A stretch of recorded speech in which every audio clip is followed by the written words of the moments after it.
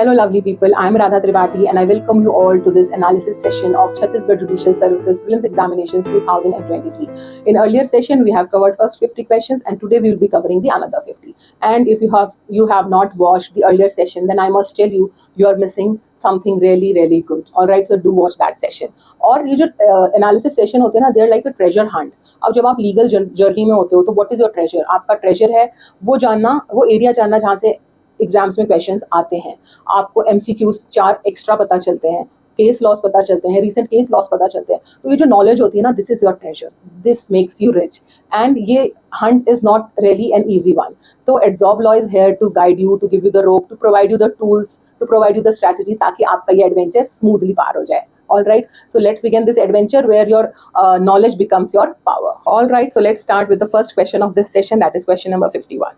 Under the Chhattisgarh Excise Act, the provision relating to penalty for allowing consumption in the chemist shop is under section 39, 40, 40A or 41. The correct option is B here, and it was from our simplified notes of the Chhattisgarh Excise Act. And section 40 में ये provided है.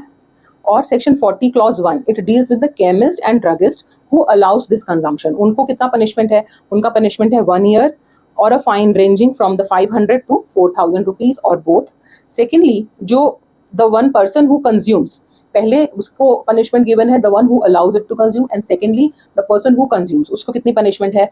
That is punishable with fine which may extend to 500 rupees. तो जो बेच रहा है उसको ज्यादा पनिशमेंट मिल रही है. Okay, now we have question number 52. Under Chhattisgarh Land Revenue Code, the process for recovery of arrear is by attachment and the sale of the movable property, by attachment and sale of any other immovable property belonging to the defaulter. Both A and B are correct, or none of the above. The correct option is C here.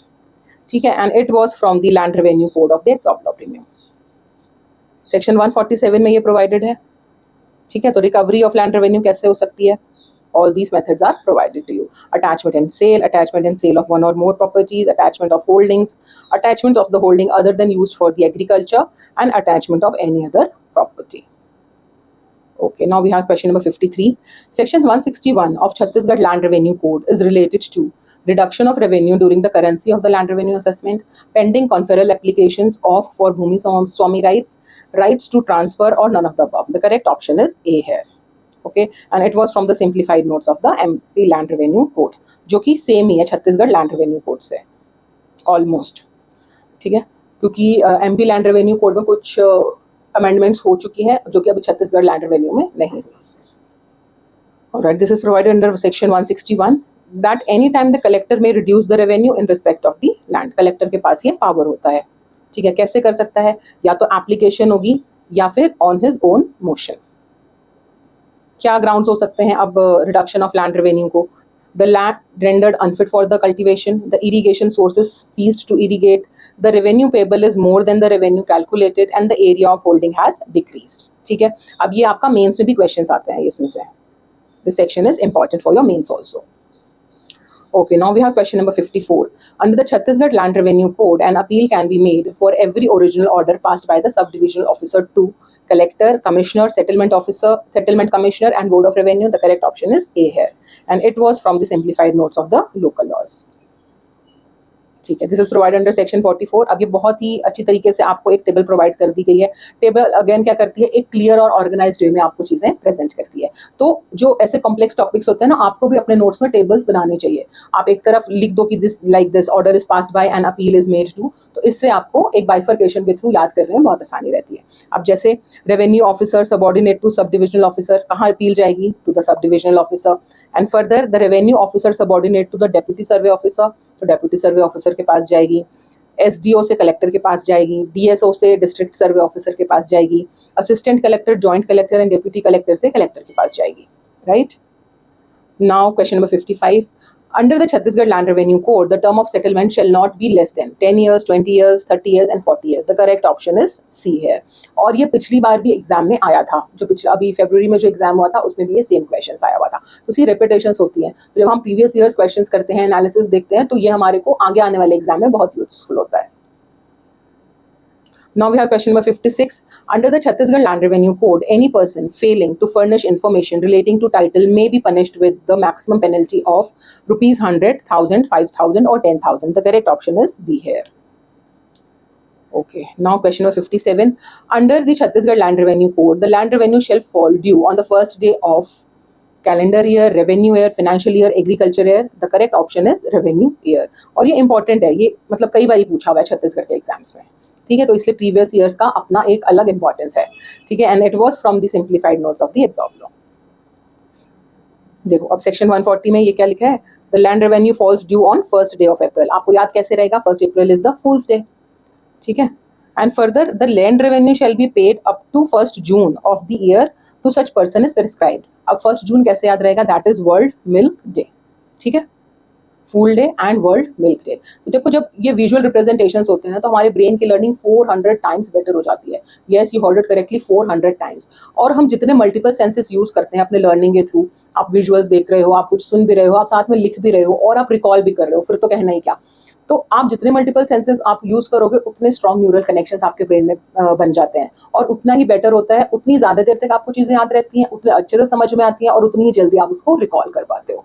और adsorb law का जो content है वो इसी basis पे बना हुआ है, ताकि आप के मल्टीपल सेंसेस यूज हों, आप साथ में प्रैक्टिस भी करो और साथ में आप एनालिसिस भी उसका देखो, जो कंसेप्ट बेस्ड क्वेश्चन है उनके साथ कॉन्सेप्ट्स को भी समझो. तो इससे आपके मल्टीपल सेंसेस यूज हो रहे हैं, तो आपकी रिटेंशन पावर भी इंक्रीज हो रही है. Okay, now we have question number 58. Under the Chhattisgarh Land Revenue Code, during the currency of the settlement, the dash may reduce the revenue in respect of any land.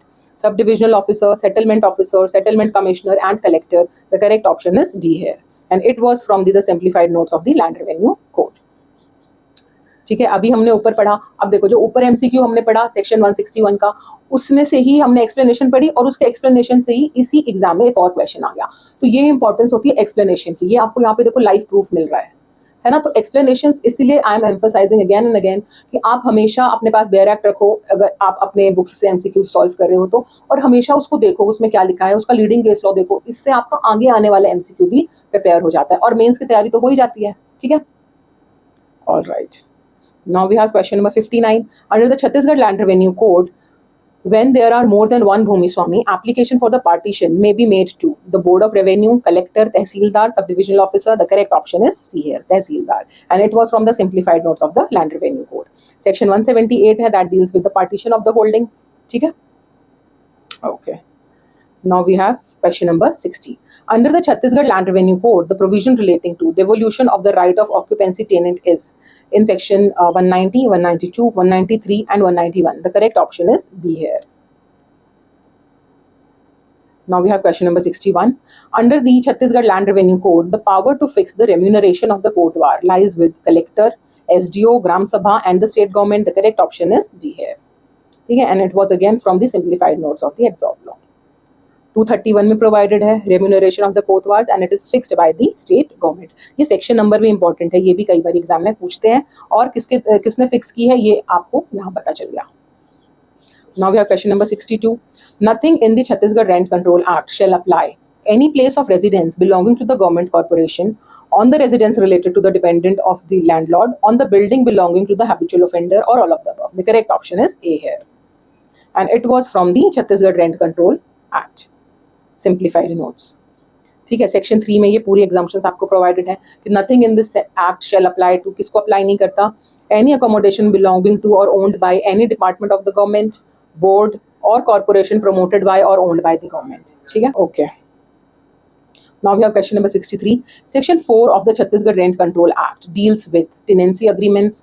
Chhattisgarh Rent Control Tribunal. No person shall give or take on rent any place after the commencement of this act without the agreement in writing, or D, A and C both. The correct option is D here. All right, and it was from the simplified notes of the Chhattisgarh Rent Control Act. Section 4 deals with the tenancy agreement. अब ये देखो, ये आपको short note में mains में आ सकता है ना, क्योंकि हमको मेंस ऑब्सेस्ड बनना चाहिए. प्रीलिम्स ऑब्सेस्ड होके कुछ नहीं होगा. प्रीलिम्स तो चलो एक क्वालिफाइंग नेचर का है, आपने उसको सिर्फ क्वालिफाई करना है, बट असली मार्क्स तो आपको मेंस में लाने हैं, जिससे आपकी रैंक आएगी, जिससे आपकी पोजीशन बनेगी, जिससे आपका सिलेक्शन होगा. तो आपको मेंस ऑब्सेस्ड होकर शुरू से ही आपको मेंस की तैयारी भी करनी है. आप इंटीग्रेटेड अप्रोच रखिए, साथ में इंटरव्यू की भी तैयारी करते जाइए, क्योंकि जब आप बिलीव करेंगे ना कि हमको इंटरव्यू देना है, तभी आप उसका प्रिपेयर करेंगे. जब आपके अंदर ये बिलीव होगा कि मुझे मेंस देना है, तभी आपको तैयारी उसकी आप कर पाओगे. तो you must believe in yourself that you can give. You are going to qualify this prelims, you are going to qualify the mains and ultimately you will get selected. Okay, Now we have question number 64. Appeal shall be presented against the order of the Chhattisgarh Rent Control Tribunal in the Supreme Court under Section 13 of the Chhattisgarh Rent Control Act, in the High Court under Section 13 of the Chhattisgarh Rent Control Act, in the District Court under Section 12 of the Chhattisgarh Rent Control Act, or none of the above. See, the correct answer according to us is A, but the official answer key is showing the option D as the correct answer, and it was from the simplified notes of the Chhattisgarh Rent Control Act. These Chhattisgarh Rent Control Act के जो notes थे, they were provided free of cost in our Telegram channel. तो ऐसा ही और free content लेने के लिए you must join our channel Telegram पे जो है एडजॉब लॉ ऑफिशियल, ठीक है. वहां पर आपको बहुत सारा फ्री कंटेंट मिलेगा जो आपके प्रिपरेशन में बहुत हेल्प करने वाला है. That is one of the best channel for your judicial preparations. Okay, now section 13 deals with appeal. ठीक है, कौन अपील कर सकता है? Both landlord and tenant can appeal the rent controller's order to rent control tribunal within the specified time and the manner. ठीक है, okay. And further देखो यहाँ पे लिखा है the appeal against the order of the rent control tribunal shall lie with the supreme court.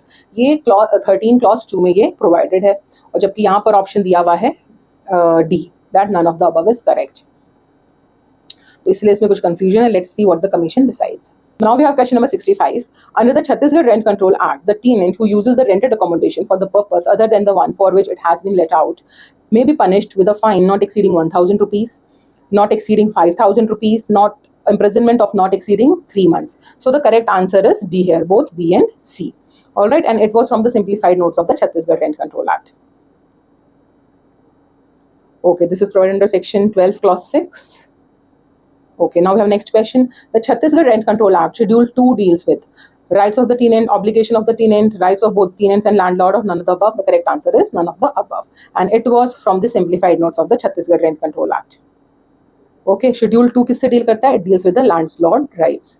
अब ये आपके मेंस में भी आ सकता है कि लैंडलॉर्ड के क्या राइट्स हैं. वैसे छत्तीसगढ़ के मेंस में तो सिर्फ जजमेंट राइटिंग का पेपर होता है, पर उसमें भी ये राइट्स वगैरह आप हो सकता है कोई इस तरह का आपका हो जजमेंट या इस तरह के फैक्ट्स हो जहां पर आपको ये राइट्स लिखने हो. Okay, these are the rights provided to you of the landlord.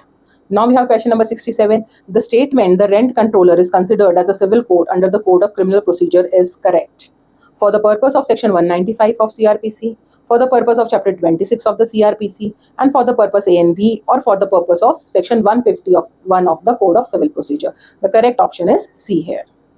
Okay, and it was from the simplified notes of the Chhattisgarh Rent Control. Section 10 में ये provided है. The whole procedure is given to you. आपको पता है जो आपका 60% of the syllabus होता है उसमें से 80% ऑफ द क्वेश्चंस आते हैं, चाहे वो प्रीलिम्स की बात हो चाहे वो मेंस की बात हो. तो हमारा पर्पस क्या होना चाहिए, हमारा क्या स्ट्रैटेजी होनी चाहिए कि हम वो 60% को निकालें. वो कैसे निकालेंगे? हम प्रीवियस ईयर क्वेश्चंस देखेंगे, रीसेंट केस लॉज भी देखेंगे. और अगर देखेंगे टेंडेंसी है स्टेट की कि रीसेंट केस लॉज पूछते हैं तो of course recent case laws में से भी क्वेश्चंस आएंगे.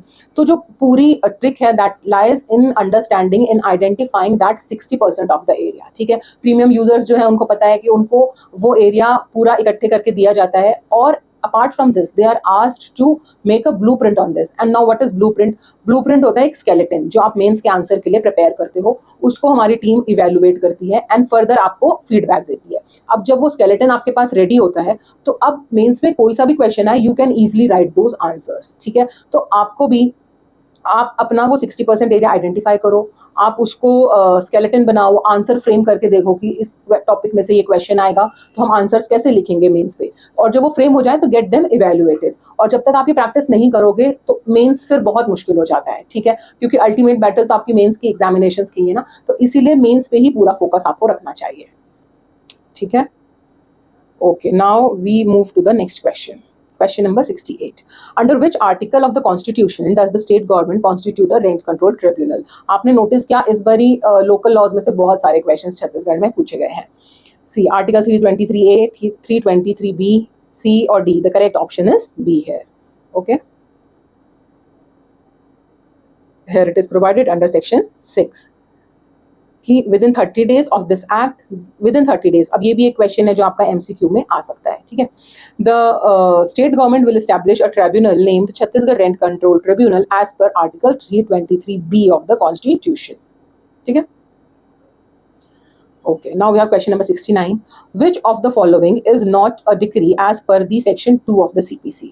Order of the abatement of the suit, dismissal of the appeal as time barred, rejection of the plaint, dismissal of suit under order 23 rule 1. The correct option is D here, and it was from the module 1 of the Exob Law Q Bank.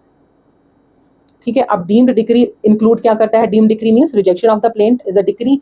Secondly, the determination of any question on application for the restitution under section 144, ये भी आपका क्या होता है? Deemed decree. But decree does not include any adjudication from which the appeal lies as appeal from the order and any order for the dismissal for default. Now we have next question number 70. Under CPC correctly match the following. अब ये इसको हम बोल सकते हैं कि index based questions है. छत्तीसगढ़ की टेंडेंसी है कि वो इस तरह के क्वेश्चंस पूछता है. अब इसमें जो करेक्ट ऑप्शंस हैं वो है डी. ठीक है, ए का सेकंड है, evasive denial is provided under this order 8 rule 4 and further specific denial is provided under order 8 rule 5. Effect of set off is provided under order 8 rule 6 and denial to be specific is provided in order 8 rule 3. Order 8 is related to the written statements and the set off and counter claim. ठीक है, अब ये आपको ये आया था simplified notes of the CPC mind maps. अब mind maps again a very important. तो जो मैं बात कर रही थी ना, इस ट्रेजर हंट में एडवर्ब आपको टूल्स प्रोवाइड करता है. तो ये जो माइंड मैप्स हैं, फ्लो चार्ट्स हैं, टेबल्स हैं, ये आपके टूल्स हैं इस हंट तक जाने के लिए. नहीं तो इतने सारे ऑर्डर्स हैं, बताओ आप कैसे मेमोराइज करोगे? तो माइंड मैप्स बहुत इंपॉर्टेंट है. और पूरे सीपीसी के हर एक ऑर्डर के mind maps adverb provides to premium users. Alright, so this is the one of the sample. और आप इसको खुद भी बना सकते हो. It's not a rocket science. तो आप उसमें देखोगे कौन सा रूल है, कहाँ से आया है, क्या उसके कंटेंट्स हैं, जो भी इंपॉर्टेंट रूल्स हैं उस सेक्शन के उस ऑर्डर के आसपास आप उसको लिखो और इस तरह से उसको प्रेजेंट करो. इसको बोलते हैं माइंड मैप. माइंड मैप की भी अल्टीमेट क्या, हम माइंड मैप हम क्यों यूज कर रहे हैं? अल्टीमेटली इसलिए ताकि हमको चीजें रिकॉल हो सके.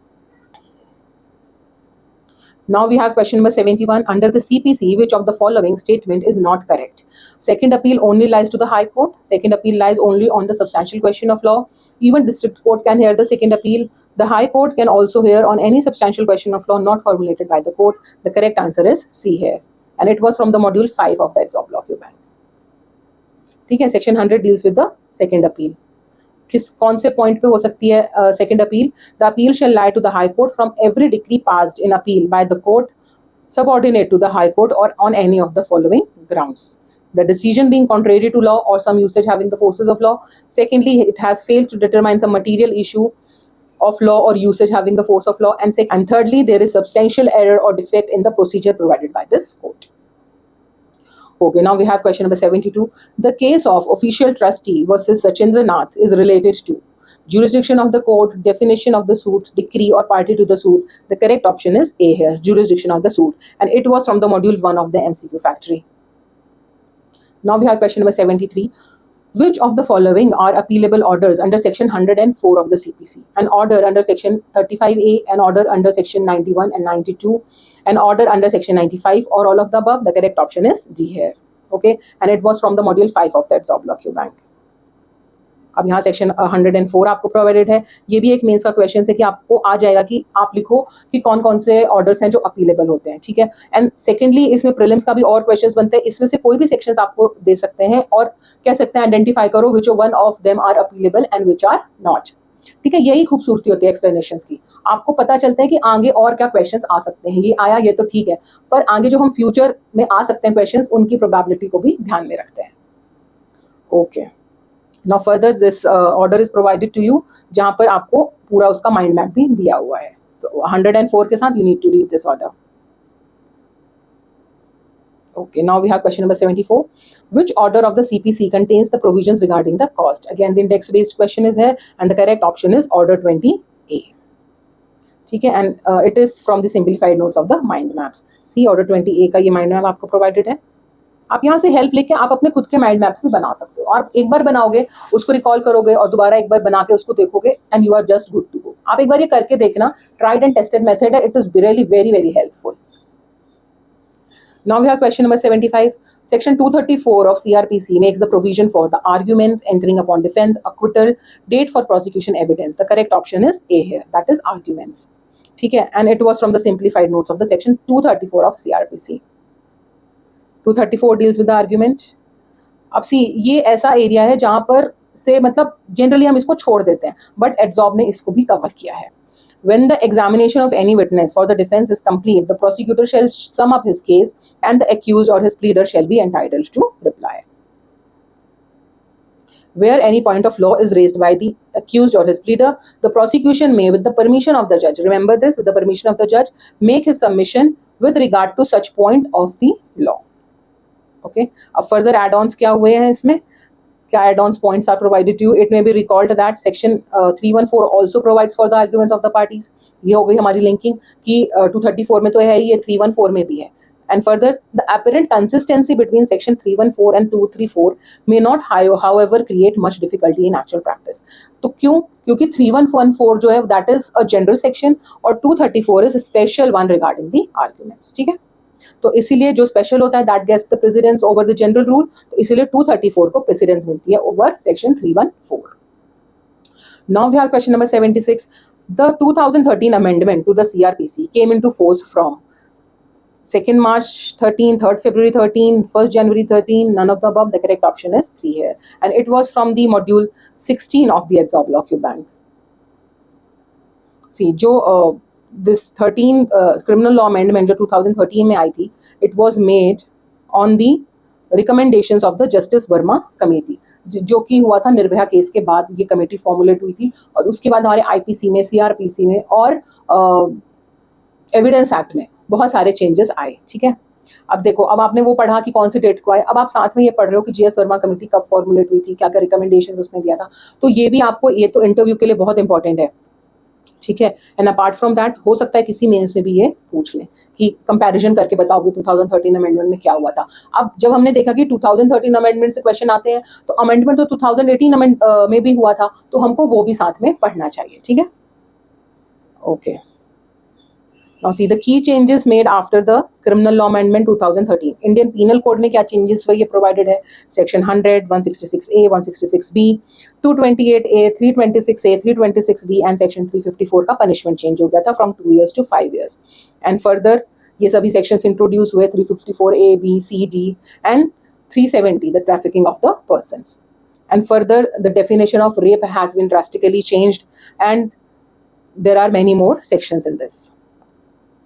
ठीक है, अब कोड ऑफ क्रिमिनल प्रोसीजर में भी जो चेंजेस हुए वो भी आपको प्रोवाइडेड है, जैसे कि सेक्शन 154, 161, फिर 154 में हुआ.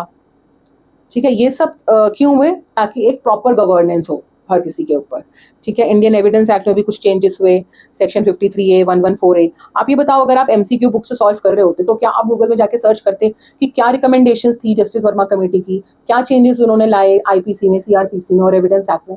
जनरल टेंडेंसी हम नहीं करते क्योंकि बहुत टाइम कंज्यूमिंग चीज़ है. ठीक है, अब जब हम एग्जॉब के साथ क्वेश्चन बैंक सॉल्व करते हैं तो यहाँ पर एक ईज होती है, आपका टाइम बहुत सेव हो जाता है जब आप उसके नीचे ही आपको एक बनी बनाई एक्सप्लेनेशन मिल जाती है.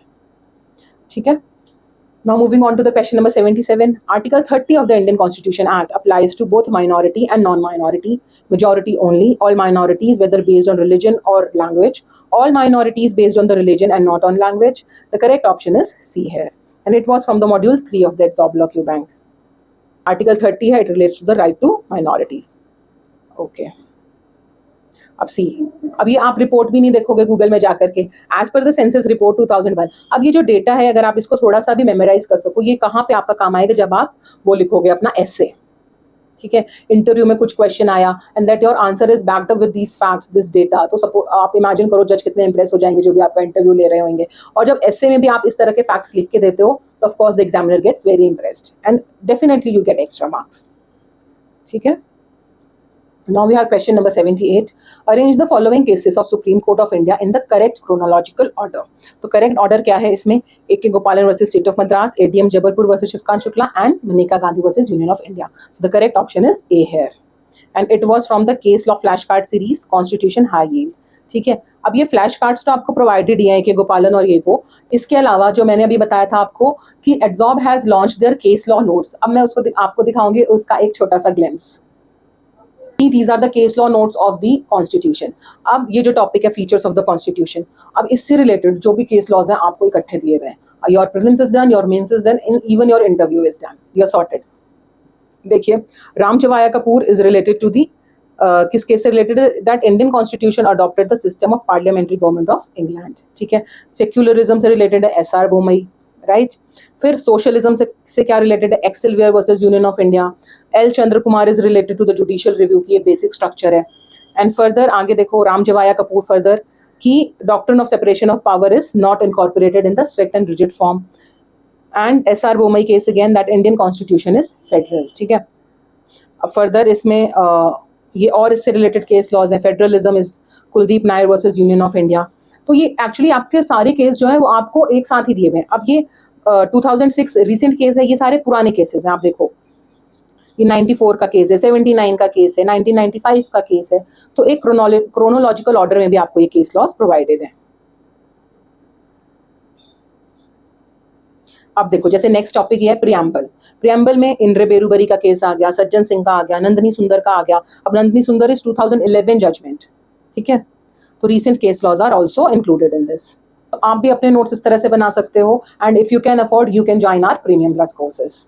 All right, now let's move on to the next question. Now we have question number 79. The provision of the Finance Commission is laid down under which article of the Indian Constitution? 231, 263, 280 and 285. The correct option is C here. Okay, and it was from the module 15 of the Exam Block Q Bank. ठीक है, finance commission के बारे में again a short note question it is. MP हो, राजस्थान हो या फिर UP हो, हर जगह पे शॉर्ट नोट में ये क्वेश्चन आ सकता है, ठीक है। अब हु कॉन्स्टिट्यूटेड, अब कितना ब्यूटीफुली आपको इस तरह से प्रेजेंट करके दिखा दिया तो ये आपको याद हो जाएगा। Who constituted president of India. Term क्या होता है 5 ईयर। कॉम्पोजिशन क्या होती है चेयरमैन 4 अदर मेंबर्स। तो ये रॉट लर्निंग नहीं करनी पड़ेगी ना आपको, आपने देखा and that's it, you are good to go, ठीक है। एकदम से चीजें सिंप्लीफाइड नोट्स का मतलब भी ये होता है कि एक सिंपल तरीके से आपको चीज दिखा दी जाए और आपके वो दिमाग में चली जाए। क्वालिफिकेशन क्या होनी चाहिए? To be qualified as the high court जज or be knowledgeable in the finance and experience in the financial matters, ठीक है। इस तरह से पूरा section is provided to you. Okay, now we have next question. Question number 80. Again related to the finance. The finance bills are of dash kinds. Money bill article, other finance bill, bill involving the expenditure, all of the above. The correct option is all of the above. And it was from the simplified notes of the constitution. ये देखो financial bills के ऊपर the whole thing is provided to you, ठीक है। Financial bills matters mentioned under article 110. All right. Now we have next question. Question number 82. The qualification for the appointment of the governor is given under which article of the Indian Constitution? Article 156, 157, 159 or none of the above? The correct option is B here. And it was from the module 11 of the Exam Block Q Bank. ठीक है, governor of state से related जो भी provisions हैं that are provided under article 153 से 162 तक। सिर्फ 153 नहीं पढ़ना, हमको सारे आर्टिकल्स पढ़ने पड़ेंगे क्योंकि हो सकता है अगले एग्जाम में और कुछ आ जाए या मेंस में कुछ पूछ ले। तो इसलिए मतलब पढ़ते वक्त कंजूसी नहीं करनी, बस पढ़ते जाना है। एक चीज पूछिए, हम 6 चीजें एक्स्ट्रा पढ़ के जाएंगे। पढ़ते वक्त हमें कंजूसी नहीं करनी। जब हम वो कंजूसी नहीं करेंगे तो एग्जामिनर जो है वो हमें मार्क्स देने में कंजूसी नहीं करेगा। तो ठीक है, आप दिलदार बनिए पढ़ने में, एग्जामिनर बिल्कुल दिलदार बनेगा आपको मार्क्स देने के लिए, ठीक है। सेम चलता है ना, जितना आप दोगे उतना ही आपको मिलेगा। जितना आप हार्ड वर्क करोगे, जितना आप स्मार्ट वर्क करोगे, उतना ही जल्दी आप अपने गोल तक पहुंचोगे। ओके, नाउ सी 155 में अपॉइंटमेंट है, एलिजिबिलिटी है 157 में, पावर 161 में है, ठीक है। ऑफिस ऑफ प्रॉफिट है आर्टिकल 158 में। रेजिग्नेशन किसको दे सकते हैं? प्रेसिडेंट को दे सकते हैं। तो ये कई चीजें साथ में रिवाइज हो गई ना, ठीक है। अब गवर्नर की पोस्ट को लेकर के बहुत सारे रिफॉर्म्स आए, उसकी लिस्ट आपको यहाँ पर प्रोवाइडेड है। जैसे 1968 में, 88 में, 2002 में, 71, 2016 में भी ये कमीशंस आए जिन्होंने कई सारे चेंजेस जो हैं, जो रिफॉर्म्स हैं वो सजेस्ट करें, ठीक है। Now we have question number 83। The criminal appellate jurisdiction of the supreme court is given under article 132, 133, 134 and 131। The correct option is C है, ठीक है। और ये था module 5 of the exam block Q bank. अब क्या टाइप्स ऑफ ज्यूरिसडिक्शन है, ये कितना अच्छे से आपको फ्लो चार्ट के थ्रू देखो दिखाया हुआ है। ओरिजिनल ज्यूरिसडिक्शन है। ओरिजिनल ज्यूरिसडिक्शन आर्टिकल 131 में किस किस चीज़ों से रिलेट करती है? Disputes relating to the unions and the state. Secondly, disputes relating to the fundamental rights, जो आर्टिकल 32 में आप क्लेम करते हो। फिर एपेलेट ज्यूरिसडिक्शन है। सिविल केसेस में आर्टिकल 133 में, क्रिमिनल केसेस में 134 में, कॉन्स्टिट्यूशनल केसेस के लिए 132 में, स्पेशल लीव टू अपील के लिए 136 में, ठीक है। फिर एडवाइजरी ज्यूरिसडिक्शन है, that gives legal opinion on the matter referred by the president. फिर उनके पास एक रिव्यू की भी पावर है, ठीक है। ओरिजिनल ज्यूरिसडिक्शन क्यों है? क्योंकि supreme court is the guardian and the protector of the fundamental rights. तो अगर हमें कोई दिक्कत होगी तो हम अपने गार्जियन और प्रोटेक्टर के पास ही जाएंगे ना अपना केस लेकर के, इसलिए सुप्रीम कोर्ट को गार्जियन कहा गया है। ऑल राइट, अब आगे पूरा आपको प्रोवाइडेड है कि कैसे appeals through the special leave क्या होता है, एडवाइजरी ज्यूरिसडिक्शन आगे क्या होता है, in details these are provided to you in the explanations only. Now we have question number 84। Under the Indian Evidence Act, which of the following is correctly matched? Indecent questions 152, questions intended to insult 154, scandalous questions 151, refreshing memory 158. The correct option is C here, and it was from the simplified notes of the Indian Evidence Act. तो section 151 में ये provided है indecent and scandalous questions. Court जो है forbid करता है इस तरह के क्वेश्चंस कि पूछे जाएं कोर्ट में, ठीक है. इवन दो उनकी कुछ बेयरिंग भी हो कोर्ट के लिए, कोर्ट के केस के लिए वो इंपॉर्टेंट हो, तो भी वो फॉरबिड करता है, unless they are related to the fact in issue and the matters necessary to be known. ठीक है. क्वेश्चन 152 किससे सेक्शन 152 डील करता है? The questions intended to insult or annoy. 159 किससे डील करता है? Refreshing the memory. अब आपने देखा कि जो सही ऑप्शन है वो तो हम पढ़ ही रहे हैं, पर जो बाकी के सेक्शंस यहाँ पे मेंशन हुए थे 159, 152, हम ये भी देख रहे हैं कि उनमें क्या लिखा हुआ है. ठीक है. तो इससे एमसीक्यू तो प्रिपेयर हो रहा है. अब जैसे 159 है रिफ्रेशिंग मेमोरी, ये शॉर्ट नोट में आता है, कई बार मेंस के एग्जाम में मध्य प्रदेश में ये आया हुआ है, तो ये आपको साथ में ही पढ़ लेना है. ठीक है. All right. Moving on to the next question, question number 85. Indian Evidence Act came into force on which date? The correct option is 1st September 1972. Chhattisgarh का फेवरेट क्वेश्चन है, वो एक ना एक एक्ट का जरूर पूछते हैं कि वो कब फोर्स में आया. तो आप एक अपनी पूरी लिस्ट बना लो कि कौन सा एक्ट कब फोर्स में आया है, उससे आपको मतलब आप एकदम से देखोगे तो प्रीलिम्स के लिए आप सॉर्टेड हो जाओगे. ठीक है. And it was from the simplified notes of the Indian evidence act. ये पूरी आपकी date of enactment is provided to you, date of enforcement is also provided. Now we have question number 86. The leading case, Sharad Chandra Dey versus Gopal Chandra Laha, is related to which principle of Indian Evidence Act? Estoppel, admissibility, confession, or none of the above? The correct option is A here, estoppel. And it was from the module 4 of that Job Law Premium MCQ Factory. Now we have next question, question number 87. The case of Hansraj Gupta versus official liquidator of the Dehradun, Mussoorie Electric Tramway Company Limited is related to suit, judgment, res judicata or plain. The correct option is A here. It is related to the suit. ठीक है. और this was from the MCQ Factory 3.0, module 1. Now question number 88. The provisions of the notice as given under section 80 of the Code of Civil Procedure is mandatory, discretionary, both of the above or none of the above. The correct option is A here, and it was from the module 23 of that Job Law Q Bank. Section 80 में notice की requirement है कि government और public officer के against कोई भी suit file नहीं कर सकते जब तक हम उनको 2 मंथ्स का नोटिस नहीं देते. ठीक है. सरकार है ऑफकोर्स प्रिविलेज्ड है. कल भी हमने देखा था कि ईजमेंट के केस, एक्विजिशन के केसेस में भी गवर्नमेंट को 30 इयर्स का टाइम है, जबकि जनरल पब्लिक को 20 इयर्स का टाइम है. Okay, so now we have question number 89. What is misjoinder of the parties? Defect in joining the parties, omission in joining of the parties, both of the above, none of the above. The correct option is a here. ठीक है. And it was from the module 8 of the MCQ factory. Now the next question, question number 19. As per the Indian Contract Act, there are 2 essential requirements of the valid acceptance. Acceptance should be communicated by the offeree to the offerer. The acceptance should be clear and precise. Acceptance should be absolute and unqualified. Acceptance should be expressed in some usual and reasonable manner. Now see, यहाँ पर जो correct options है ना वो 3 और 4 है, but यहाँ पर ऑप्शंस में 3 और 4 दिया ही नहीं हुआ. According to us the options are incorrect, but the official answer key which was launched, it shows option A is the correct answer. Now let's see what the commission decide. अब this is provided under section 7. section 7 को हम देख लेते हैं. Now see, section 7 में भी लिखा हुआ है the acceptance must be absolute and unqualified, and further such acceptance must be expressed in some usual and reasonable manner unless the proposal prescribes the manner in which it is to be accepted. ठीक है. अब देखते हैं commission क्या decide करता है. मैं बताऊं, अगर जब आप तैयारी शुरू करो ना, आप एक स्वॉट एनालिसिस करो. उससे क्या होता है, आपको अपनी की स्ट्रेंथ और वीकनेसेस पता चल जाती है. एक तो होता है हमने खुद से स्वॉट एनालिसिस करा, वो तो सबको करना ही करना है. फिर आप अपने मेंटोर से भी आप पूछ सकते हो, जब जिसको आप अपने मेंस के आंसर्स चेक करवाते हो, जिसके साथ आप डिस्कशंस करते हो, उसको भी किसी हद तक एक आइडिया लग जाता है कि आपकी क्या स्ट्रेंथ है और आपकी क्या वीकनेसेस हैं. अब जैसे जो प्रीमियम यूजर्स हैं, जब वो अपनी कॉपीज इवेल्युएट करवाते हैं, ब्लूप्रिंट्स लिख के देते हैं, एमसीक्यूज का जो डेटा सेव होता है, उससे एब्जॉर्ब के मेंटोर्स को भी पता चल जाता है कि what is your weak area. तो वीक एरिया को आइडेंटिफाई करना is again a task.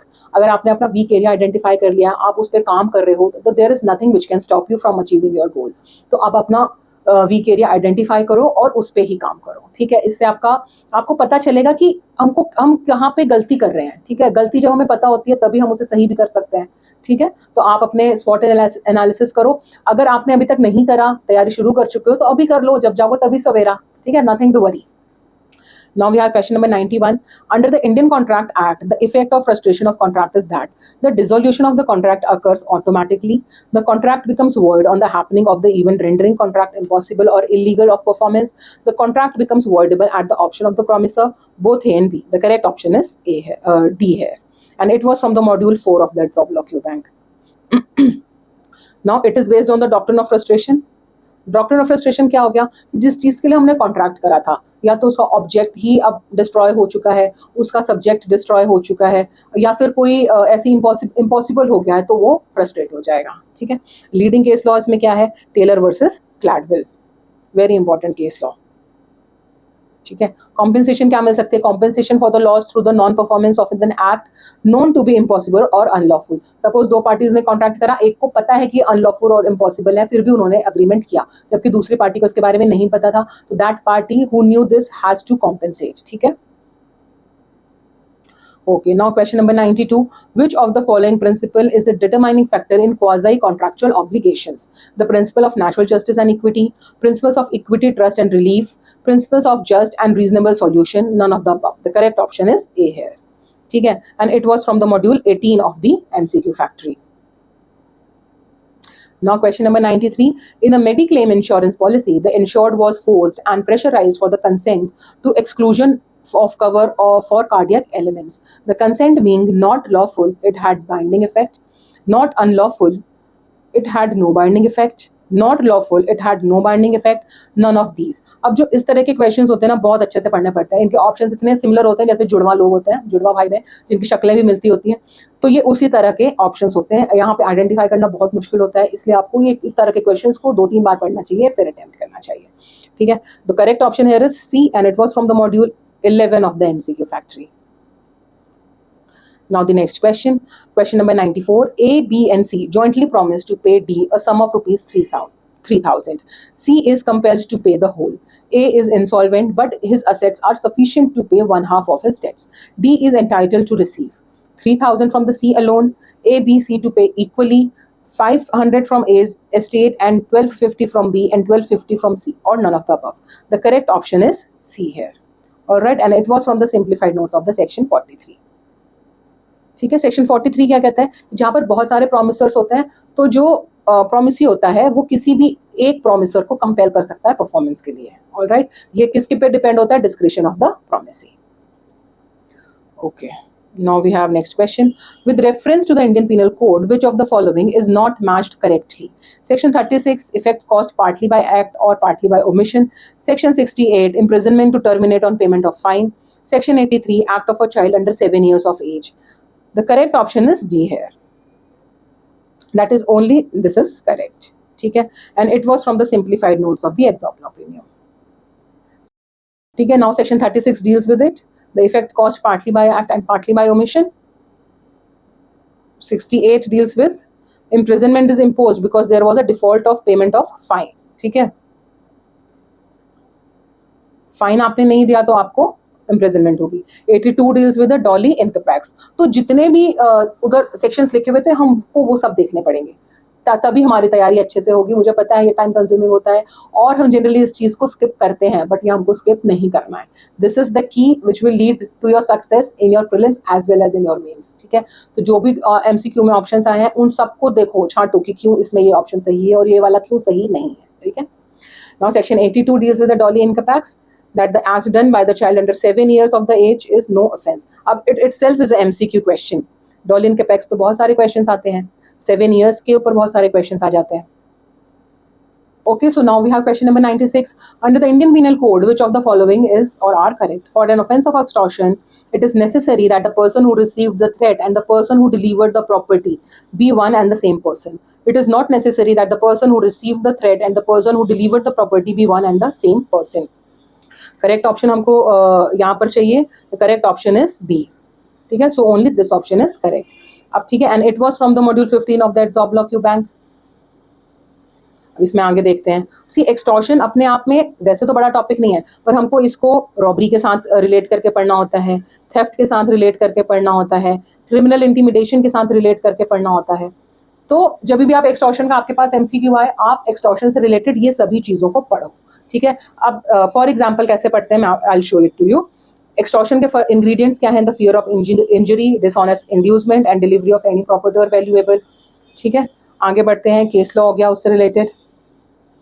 Further this theft and the extortion, इसका क्या डिफरेंस है? This is provided, this is, ये मेंस का एक क्वेश्चन है आपका। आगे criminal intimidation and extortion is provided to you, ये भी एक मेंस का क्वेश्चन है। ठीक है, case laws are given. Okay, now moving further, let's see robbery and dacoity. अब सेक्शन 390 भी इसको आपको साथ में दिया है कि इसमें भी आ सकता है कि व्हेन थेफ्ट इज रॉबरी, ये आपको प्रोवाइडेड है। When extortion is robbery, the whole section in a simplified form is provided to you. ठीक है, तो रॉबरी दो तरह से हो सकती है, robbery by theft and the robbery by extortion. Alright, theft कब रॉबरी है, ये सब आपको गिवन है यहाँ पर। ओके सी, तो जब आप पूरा ऐसे सर्कल में इसको पढ़ लोगे ना, तो आपका एक्सटॉर्शन का टॉपिक प्रिपेयर हो जाएगा और मेंस के भी 3-4 टॉपिक्स आपके साथ में प्रिपेयर हो जाएंगे। Now next question, question number 97, in executing a sentence of solitary confinement under IPC, such confinement shall in no case exceed at a time. See, अब ये सॉलिटरी कन्फाइनमेंट से रिलेटेड क्वेश्चन है और ये अभी जो फरवरी में एग्जाम हुआ था उसमें भी आया था। ठीक है, तो the correct option is A here and it was from the module 7 of the exam block Q bank. ये रहा सॉलिटरी कन्फाइनमेंट की 14 डेज एट अ टाइम होती है। ठीक है, और इन होल ये 3 मंथ्स के लिए हो सकती है। तो जब 14 डेज एट अ टाइम के लिए है तो गैप भी उसमें मोर देन 14 डेज का होना चाहिए।